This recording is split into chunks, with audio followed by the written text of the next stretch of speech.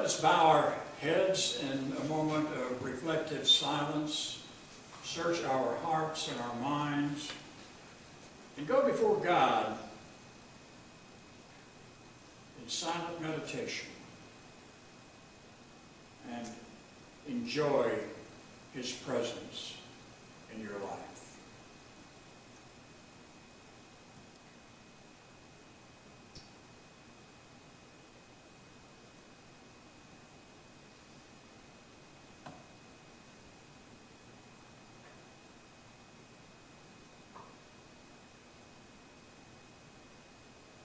Gracious God, we approach your holiness, asking that you unite us in faith.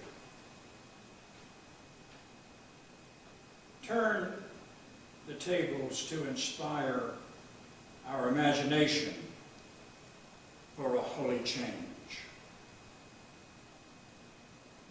Reveal your truth to us and reveal your will within our hearts. Replace our ignorance and greed and images of greed and division with a vision of your unity, your purpose, your common good. And may the love of Christ fill our hearts and overflow from us into the streets of the cities, the highways of the countryside, the roadways of the mountains, flowing all the way to the sands of the beach. We are all created equal in your sight. Let your love enter our hearts, our communities, our nation, your world, and give us joy in our work as we share the abundance of your creation with all people. Nourish everyone everywhere. Teach us, O God, to lament our disconnectedness.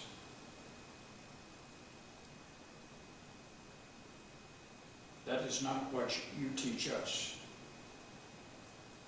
You open your arms to us and you say, "Come unto me, all ye who labor and are heavy laden, and I will give you rest." You are our model. Teach us to be likewise as gracious.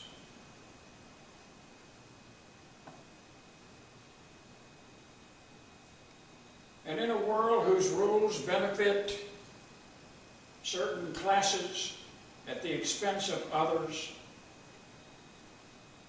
teach us to be compassionate and forgiving.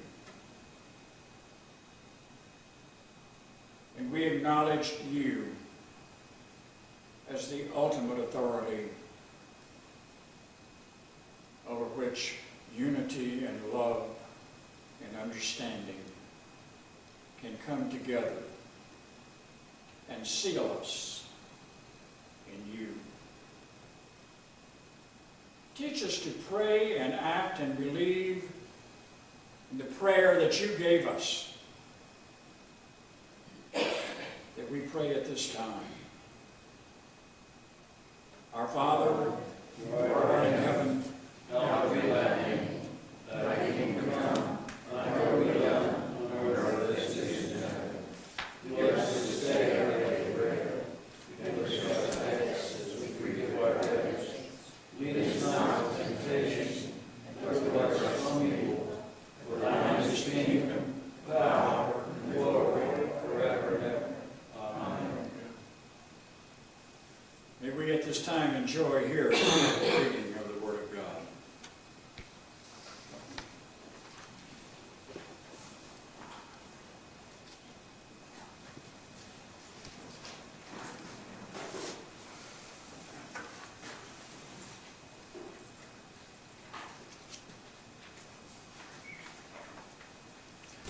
Good morning.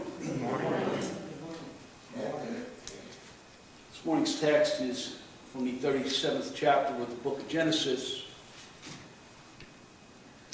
There's a couple of background paragraphs which I have to apologize in advance. It's a little lengthy, but it makes important points I think need to be heard.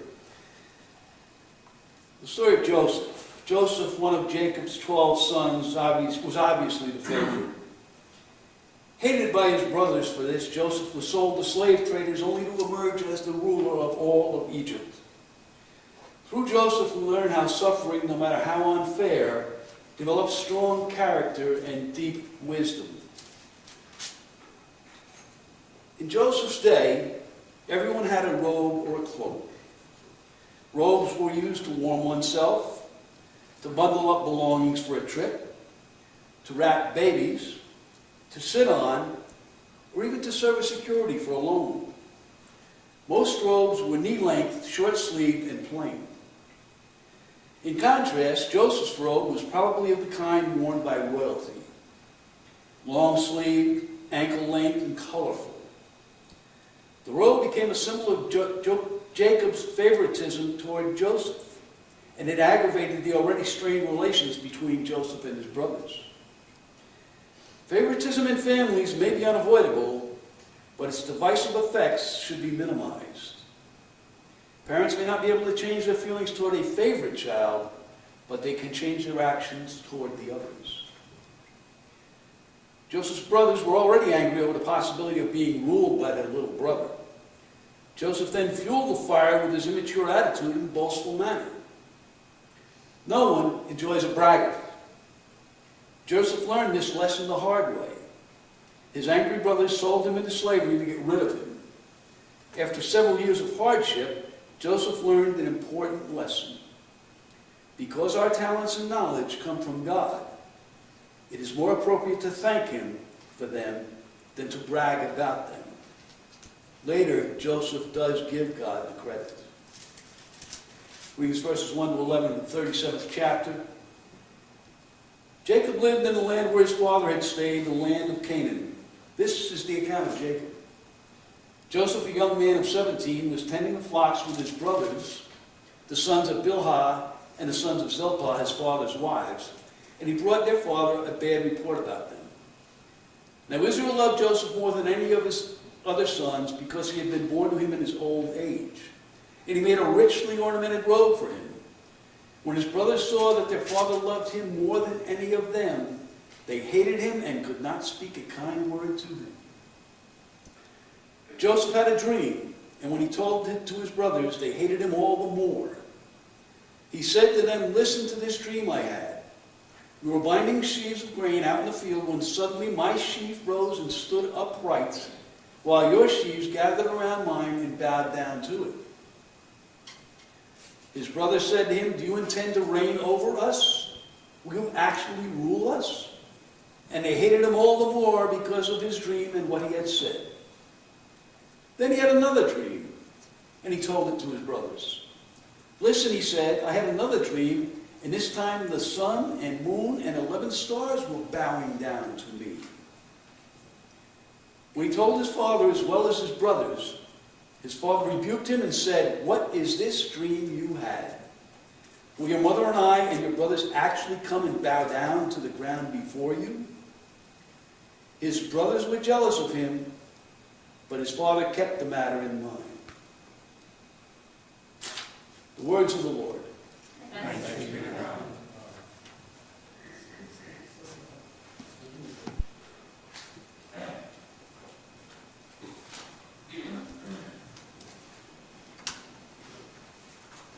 Let's pray.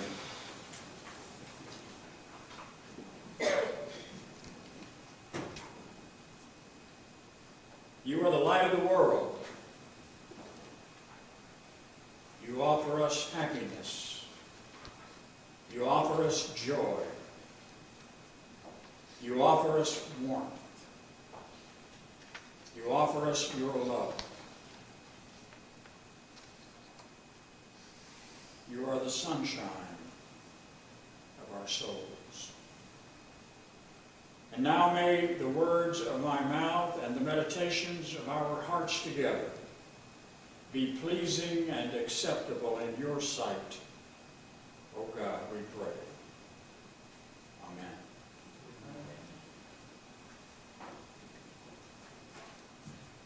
I want to continue along our thoughts for the last several weeks about the seasons of life and the fact that all you have to do is go outside and you know it's summertime. And things happen in the summer of our lives, and in the period of time that we see the things that take place in Joseph's life, the actual fulfillment of the dreams that we just heard, he is in the summertime of his life. I continue to base our study and what we're doing and to look at the seasons of life on the 3rd chapter of Solomon's writing in Ecclesiastes. For everything there is a season, and a time for every matter under heaven. A time to be born, and a time to die. A time to plant, and a time to pluck up what is planted. A time to kill, and a time to heal. A time to break down, and a time to build up. The word of the Lord.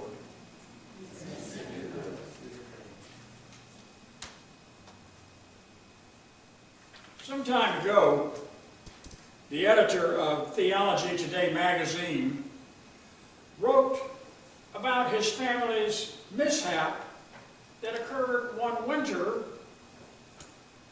Dr. Hugh Carr told about 2 emergency hospitalizations all in one season. One as they were wintering in Tucson, Arizona, and the other in Princeton, New Jersey. He said that for a period of 5 months, from January through June, the outside world seemed to fade away into unreality.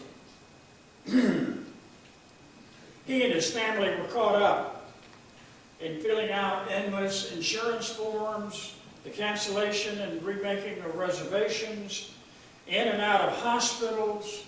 He and his family were interrupted by both hospital staff and well-meaning friends, he said in the article. The Carr family flew back to Princeton. They hired someone in Tucson to drive their car, and when they got to St. Louis, they were involved in an accident. More insurance forms. Mrs. Carr had to make appointments to get the car repaired, get estimates for car repair, and get it into shops and arrange to get the car repaired and on into Princeton. Dr. Carr told a friend about these experiences and these events, which were, he said, like a recurring bad dream, perhaps like Joseph's. He said it had stopped him in his tracks and upset his plans. His friend replied with a word of wisdom. Life is what happens when you've made other plans. We all have had such unsettling moments and experiences. Who among us has not experienced some unexpected event that perhaps made us remember Robert Burns' famous line, "The best laid plans of mice and men"? Remember that one? It's from Robert Burns' poem, "To a Mouse." And in Gaelic, he wrote it this way: "The best laid plans of mice and men gang after glade, and lay us naught but grief and pain for promised joy." The instruction of the unexpected and the intrusion of the unexpected is familiar to all of us. Sometimes these intrusions range from minor inconveniences to major catastrophes. They can range from the breakdown of an automobile to sudden illnesses or death of loved ones. And we all know what it means to have the unexpected happen to us in our lives. The great theologian Reinhold Niebuhr used to call such unexpected intrusions the vicissitudes of life. Niebuhr once prayed, "God grant me the serenity to accept the things I cannot change, the courage to change the things I can, and the wisdom to know the difference." One of my favorite quotes of Reinhold Niebuhr is, "Man's capacity for justice makes democracy possible, but man's inclination to injustice makes democracy necessary." Such intrusions of the unexpected evoke a variety of responses from us, including irritation, frustration, anxiety, rage, grief, bitterness, or despair, and usually according to the severity of the unexpected intrusion, the degree of all those things that touch us. Intrusions of the unexpected, however, are not the unusual. Many times they are the usual. Life is what happens when you've made other plans.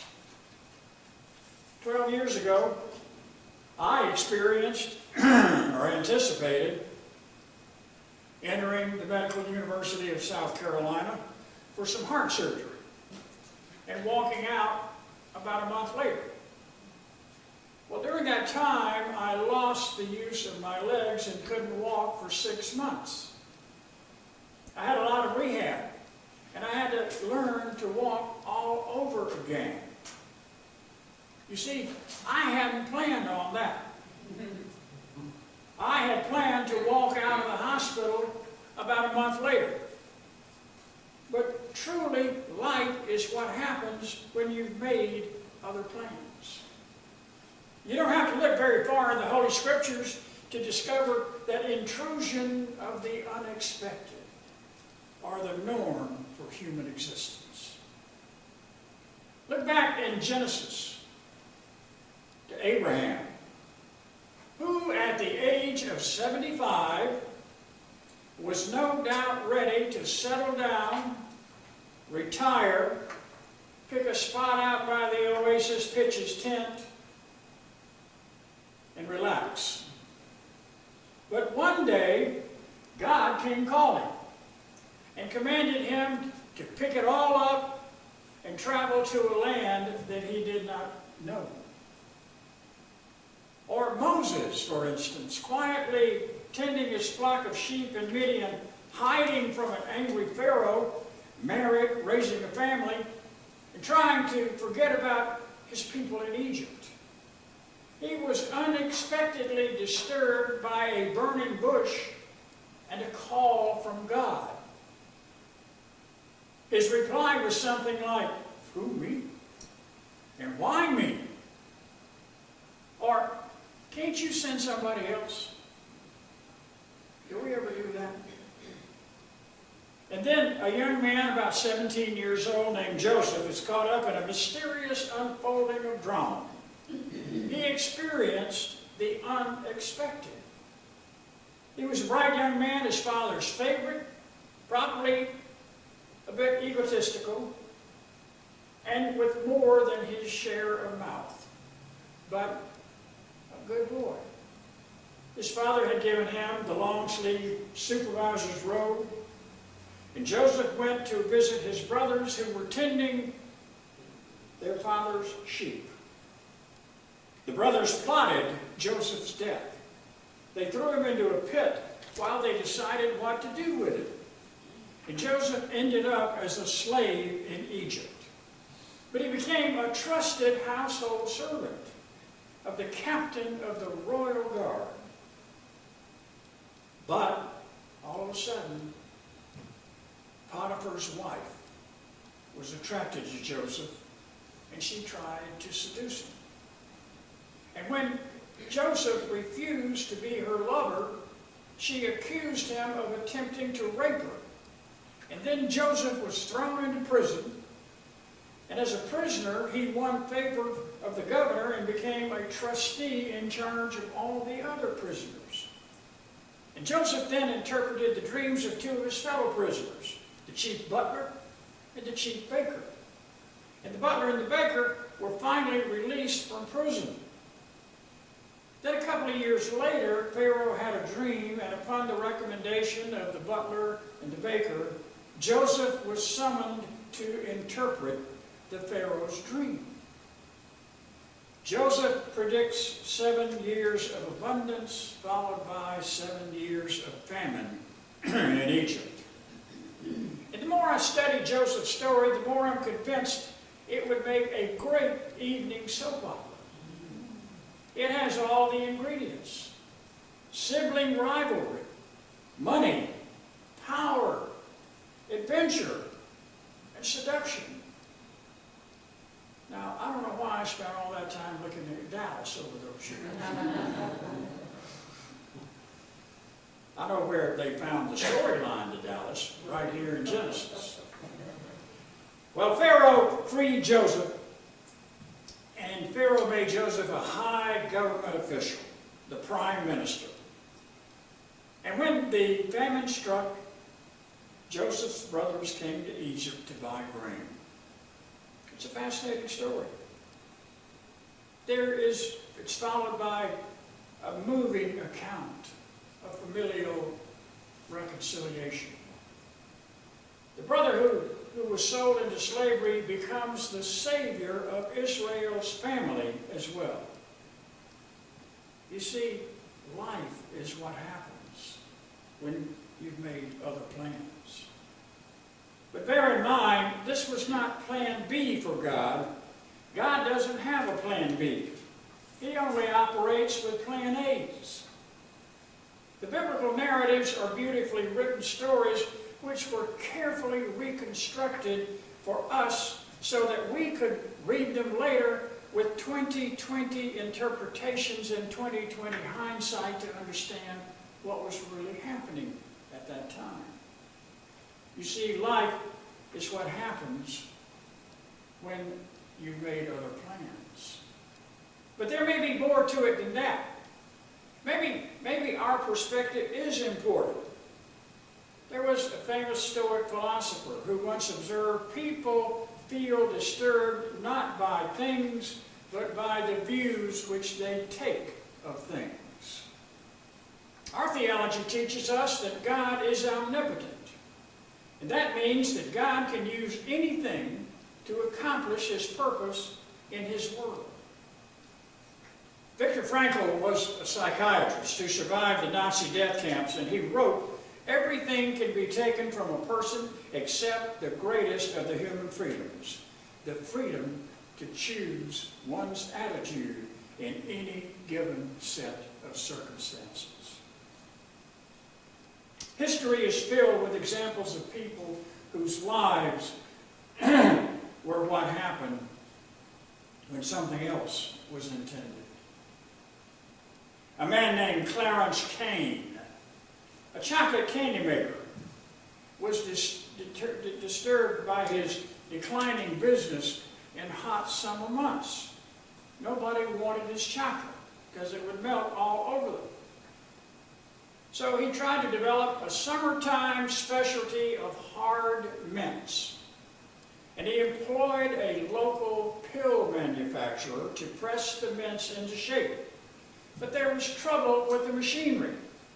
And the press stamped out little rings instead of little chips. And in 1912, Clarence Kane began selling lifesavers. Life is what happens when you've made other plans.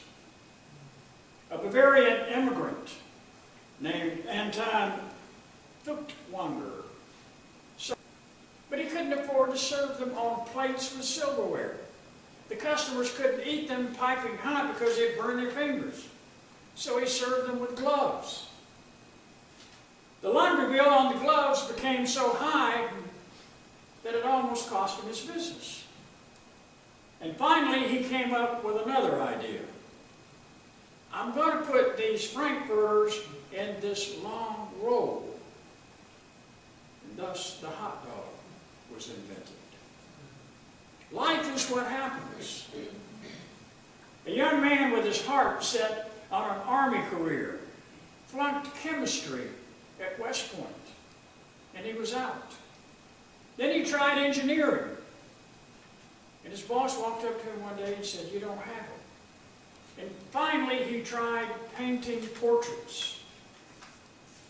The man's name was Whistler. There was a young man in the 1800s, the late 1800s, who wanted to be a teacher. All his life, he had dedicated himself to being a teacher. But every time he got a position as a teacher, he was shortly thereafter dismissed from his position.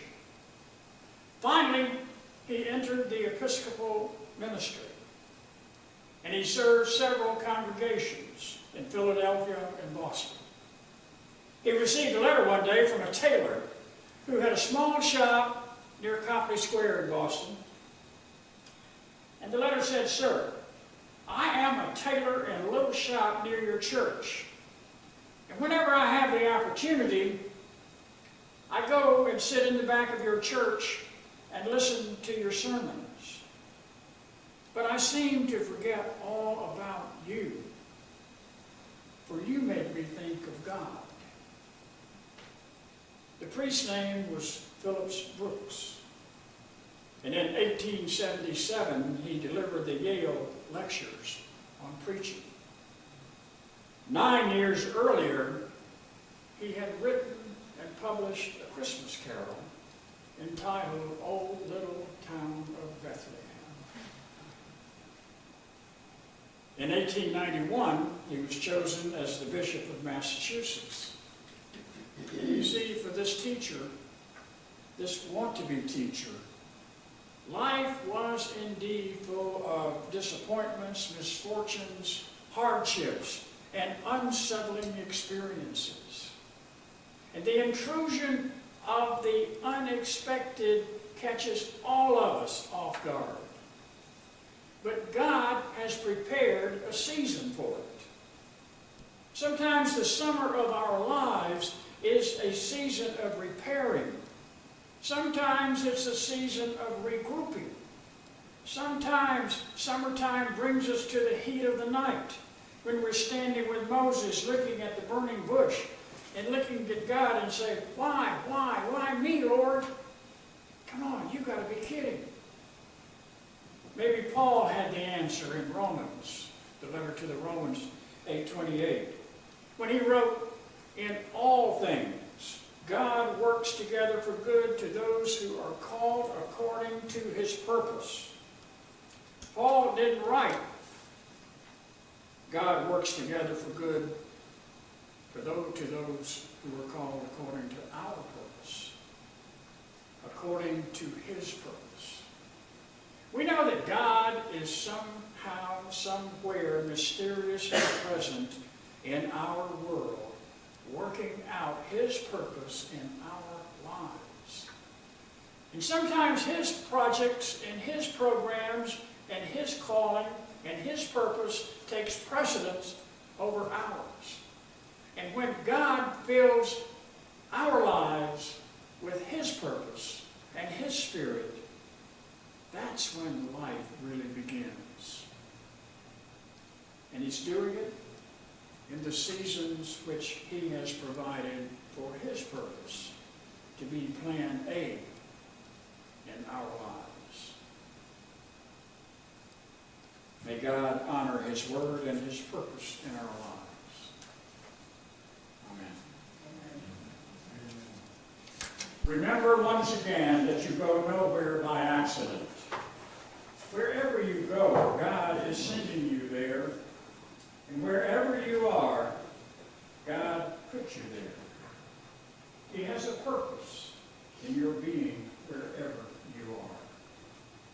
And Christ, who dwells within you, has